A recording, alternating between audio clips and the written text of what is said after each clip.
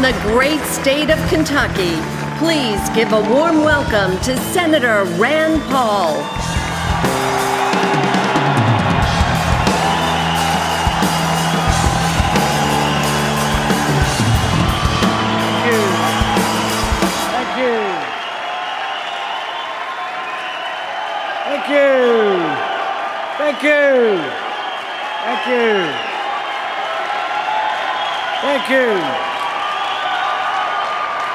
Thank you.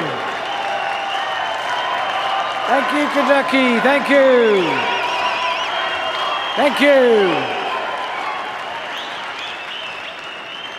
you.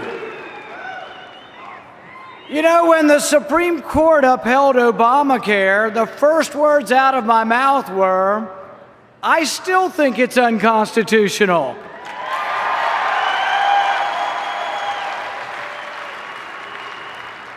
The left-wing blogs were merciless. Even my wife said, can't you please just count to 10 before you speak? So I've had time to count to 10, and you know what? I still think it's unconstitutional.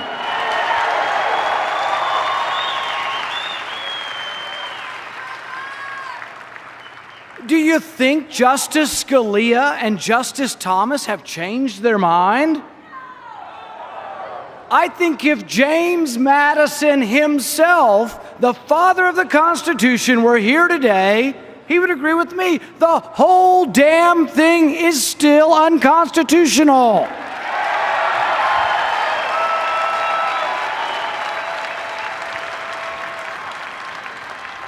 This debate is not new, and it's not over. Hamilton and Madison fought from the beginning about how the government would be limited by the enumerated powers. Madison was unequivocal. The powers of the federal government are few and defined. The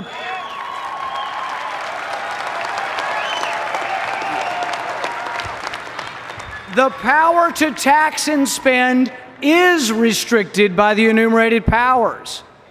So how do we fix this travesty of justice? There's only one option left. We have to have a new president.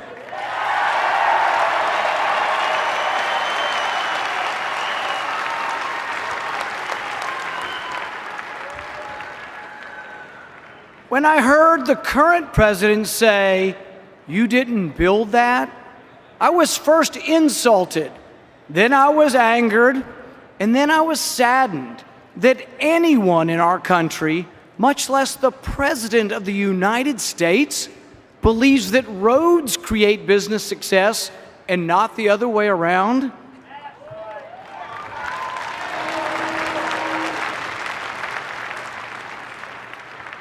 Anyone who so fundamentally misunderstands American greatness is uniquely unqualified to lead this great nation.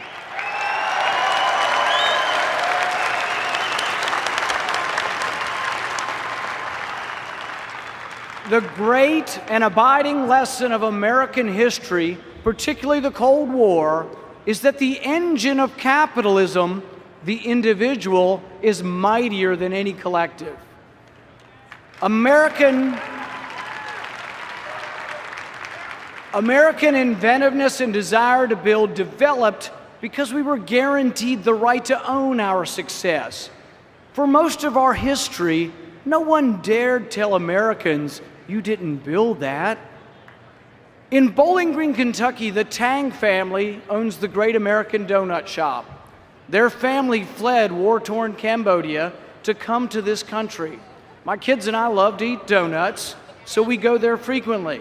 The Tangs work long hours. Mrs. Tang told us that the family works through the night to make donuts. The Tang family have become valedictorians and national merit scholars. The Tangs from Cambodia are an American success story. So, Mr. President, don't you go telling the Tang family that they didn't build that.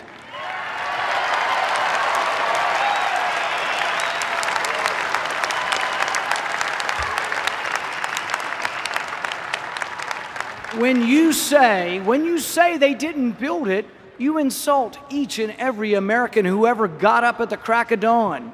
You insult any American who ever put on overalls or a suit. You insult any American who ever studied late into the night to become a doctor or a lawyer.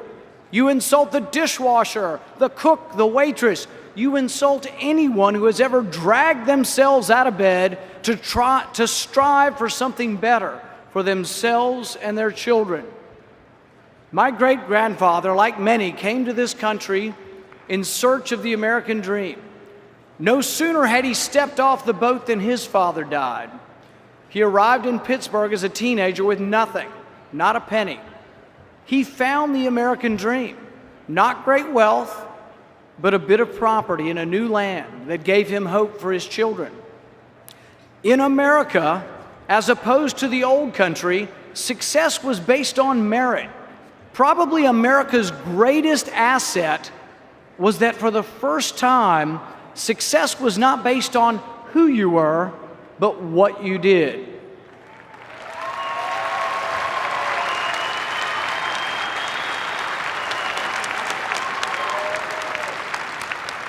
My grandfather would live to see his children become doctors and ministers, accountants and professors. He would even live to see one of his sons, a certain congressman from Texas,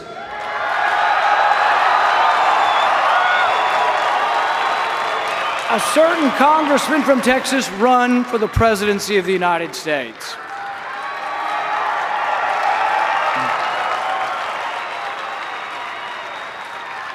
Immigrants have flocked to our shores seeking freedom. Our forebears came full of hopes and dreams. So consistent and prevalent were these aspirations that they crystallized into a national yearning we call the American dream. No other country has a dream so inextricably associated with the spirit of its people. In 1982, an American sailor, John Mooney, wrote a letter to his parents that captures the essence of the American dream. He wrote, "Dear Mom and Dad, today we spotted a boat in the water and we rendered assistance. We picked up 65 Vietnamese refugees. As they approached the ship, they were all waving and trying as best they could to say, 'Hello, American sailor. Hello, freedom man.' It's hard to see a boat full of people like that and not get a lump somewhere between chin and belly button. And it really makes one proud and glad to be an American. It reminds us of all what America has been, a place a man or a woman can come to for freedom." Hung and Tuan Trinh are brothers and friends of mine. They came to America on one of those leaky boats. They were attacked at sea by pirates. Their family's wealth was stolen. Tuan spent a year on a South Pacific island, existing on a cup of rice and water, until he was allowed to come to America.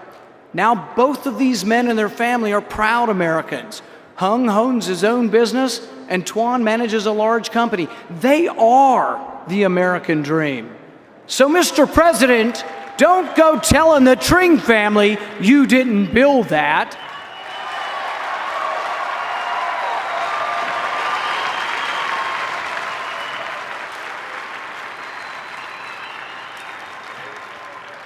When the president says you didn't build that, he's flat out wrong. Businessmen and women did build that. Businessmen and women did earn their success.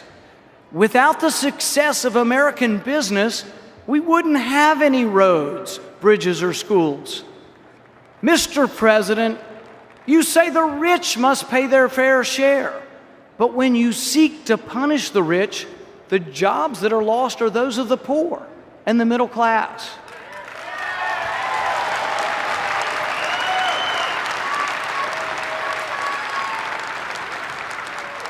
When you seek to punish Mr. ExxonMobil, you punish the secretary who owns ExxonMobil stock. When you block the Keystone Pipeline, you punish the welder who works on the pipeline.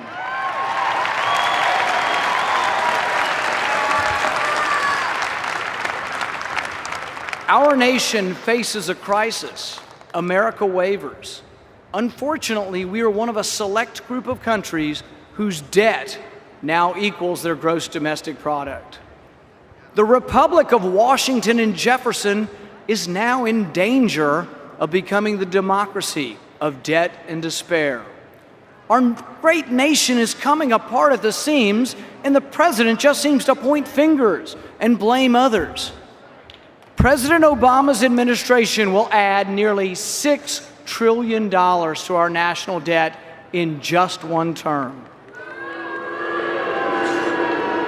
And I'm hoping it's just one term.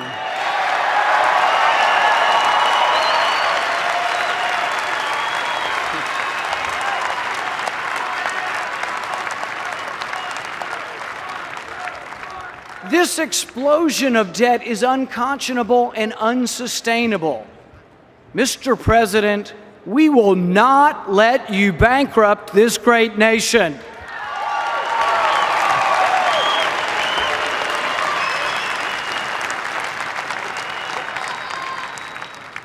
Republicans and Democrats alike, though, must slay their sacred cows. Republicans must acknowledge that not every dollar spent on the military is necessary or well spent.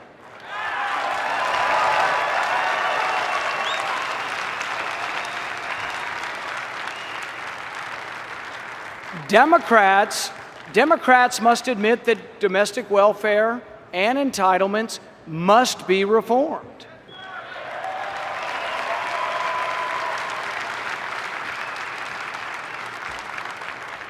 Republicans and Democrats must replace fear with confidence.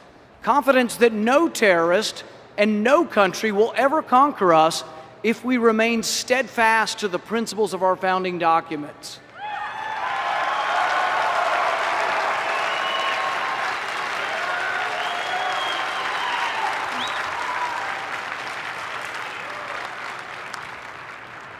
We have nothing to fear except our own unwillingness to defend what is naturally ours, our God-given rights.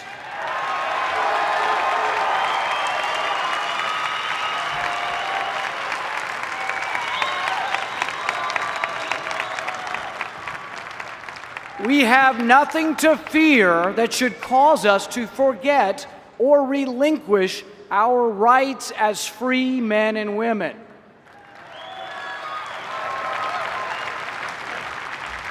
To thrive, we must believe in ourselves again, and we must never, never trade our liberty for any fleeting promise of security.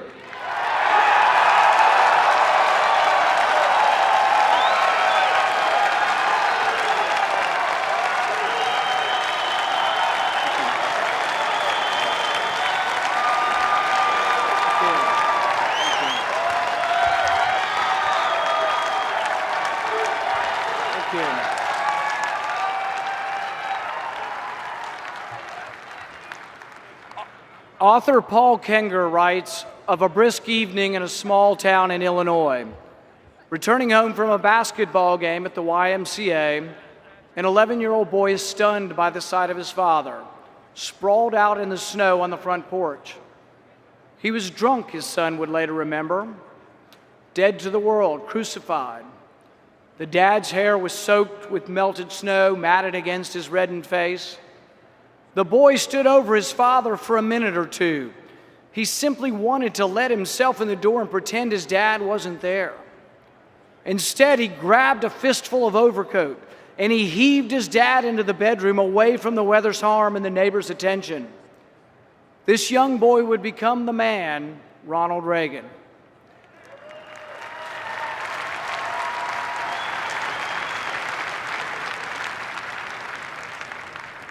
The man we know as Ronald Reagan, whose sunny optimism and charisma shined so brightly that it cured the malaise of the late 70s. A confidence that beamed so broadly that it pulled us through a serious recession. And a faith that tugged so happily at the hearts of all that a generation of Democrats became Republicans.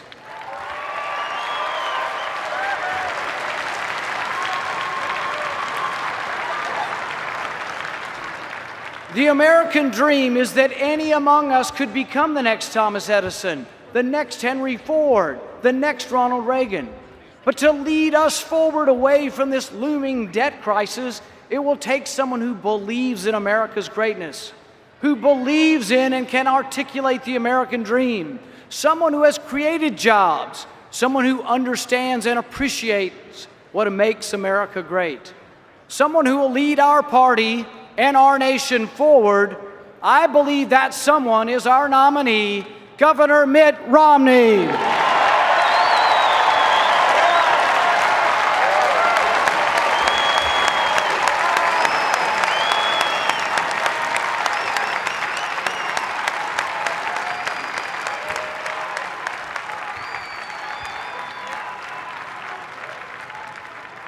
As Reagan said, our freedom is never more than a generation away from extinction.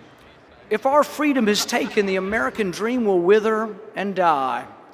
To lead, we must transform the coldness of austerity into the warm, vibrant embrace of prosperity. To overcome the current crisis, we must appreciate and applaud American success. We must step forward unabashedly and proclaim, "You did build that. You earned that. You worked hard. You studied. You labored. You did build that."